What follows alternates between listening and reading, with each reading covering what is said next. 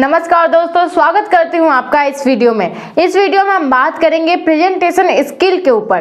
तो सबसे पहले देख लेते हैं प्रेजेंटेशन होता क्या है।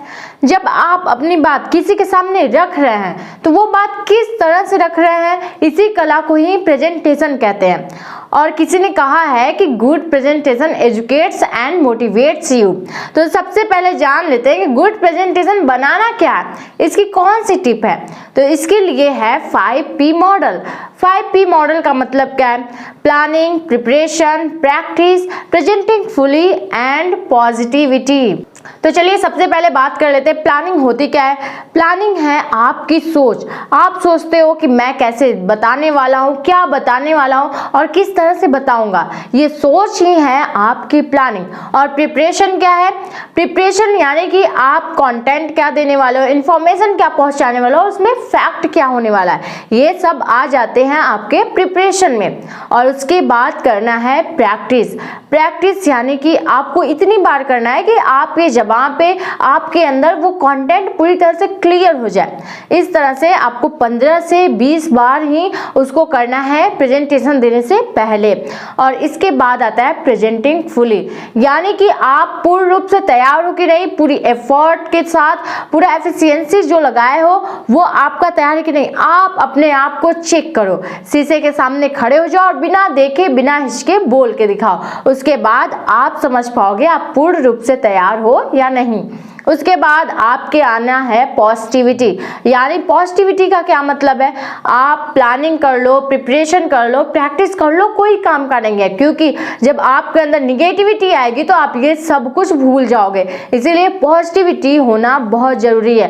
तो आपको सोचना है प्रेजेंटेशन देने से पहले कि ऑडियंस मुझे लाइक करेंगे, मुझे पसंद करेंगे, मुझे समझेंगे और मेरे जो कंटेंट है उनको जान पाएंगे और उनके लिए क्या हेल्पफुल है, इसके लिए मुझे थैंक्स भी कहेंगे। तो ये सब आपको पॉजिटिविटी अपने अंदर क्रिएट करनी है। चलिए अब जान लेते हैं हाउ टू यूज स्टेज। हमें स्टेज को कैसे यूज करना है। तो प्रेजेंटेशन देने से पहले ये काम करना है। सबसे पहले देखिए कि आप ऑडियंस से कैसे कनेक्शन बैठाने वाले हैं, रैपोर्ट कैसे बिल्ड करने वाले हैं। साथ ही आप जाने के बाद प्रेजेंटेशन देने तो उस समय ऊर्जा और उत्साह की बिल्कुल कमी नहीं दिखनी चाहिए उन लोगों में।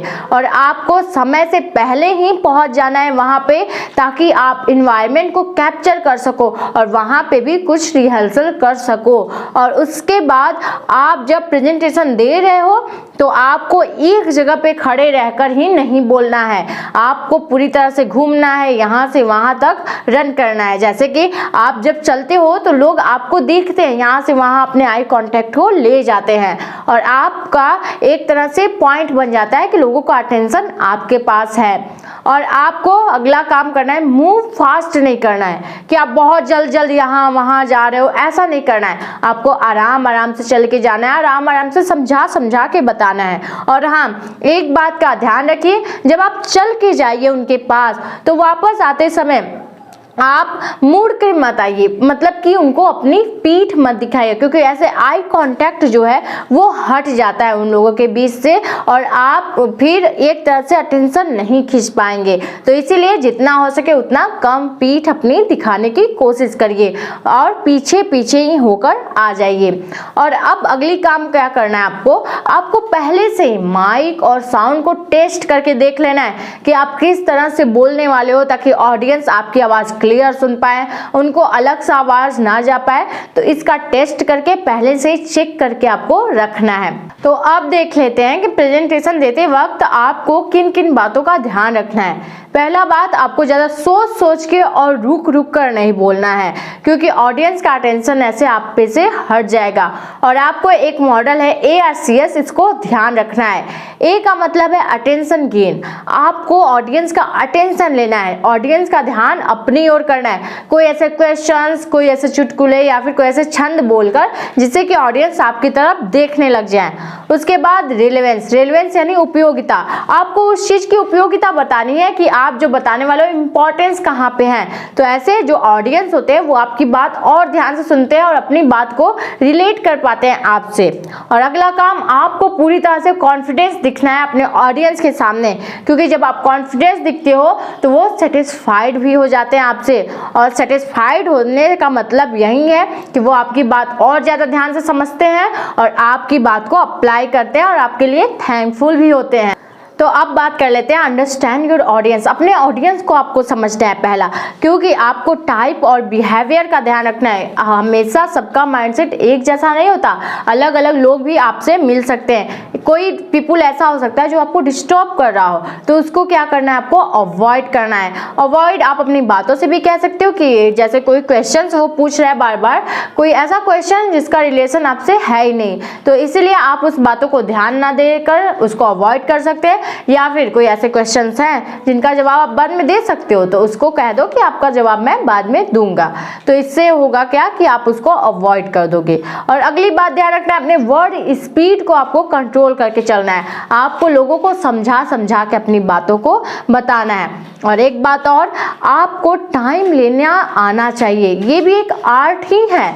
तो टाइम आप कैसे ले सकते हो, जैसे आप प्रेजेंटेशन दे रहे हो, आपसे कोई क्वेश्चन पूछ दिया तो आप तुरंत देखो आपको उसका आंसर आ रहा है या नहीं। अगर आ रहा है तो ठीक, आप दे दो जवाब, नहीं आ रहा है तो उसको थोड़ी देर के लिए टाल दो कि मैं आपको थोड़ी देर बाद बताऊंगा। इससे क्या होगा कि आपको थोड़ा टाइम मिल जाएगा उसका आंसर सोचने के लिए।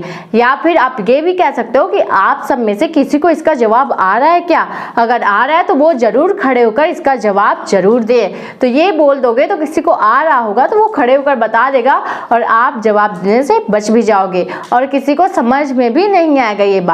और आपको वहाँ पे अपने बॉडी लैंग्वेज का भी ध्यान रखना है कि आप जब क्वेश्चन कर रहे हो तो आपका बॉडी लैंग्वेज उस टाइप बन रहा है कि नहीं, आप एंगर हो तो बन रहा है कि नहीं, इमोशंस आपके अंदर आ रहे हैं कि नहीं, इस बातों का ध्यान रखना है। क्योंकि बॉडी लैंग्वेज से लोग और ज़्यादा प्रभावित होते हैं और समझ पाते हैं आपकी बातों को। तो इसकी चीज़ का ध्यान रखिए। और अब जान लेते हैं कुछ ऐसे टिप कि आप कैसे चेक कर पाओगे आपका प्रेजेंटेशन अच्छे से तैयार हुआ है कि नहीं। तो सबसे पहले आपका ओपनिंग अगर गुड हो रही है, मतलब बहुत अच्छे से हो रही है, तो आप समझ जाओ आपका प्रेजेंटेशन बहुत ही अच्छा जाने वाला है। साथ में आप पॉइंट टू पॉइंट बात कर रहे हो, फैक्ट बेस्ड बात कर रहे हो ऑडियंस से, तब आपका प्रेजेंटेशन बहुत ही अच्छा जा रहा है। और तीसरा, आपका अगर बेस्ट क्लोजिंग हो रहा है तो लोग आपको याद रखते हैं और आपका प्रेजेंटेशन एकदम इम्पैक्टफुल होकर जाता है। इसीलिए इन सारी बातों को ध्यान रखिए और अपने प्रेजेंटेशन को और बेटर बनाने के लिए इनका अपने ऊपर अप्लाई करिए। और इस वीडियो में इतना ही, मिलेंगे नेक्स्ट वीडियो में, तब तक के लिए धन्यवाद।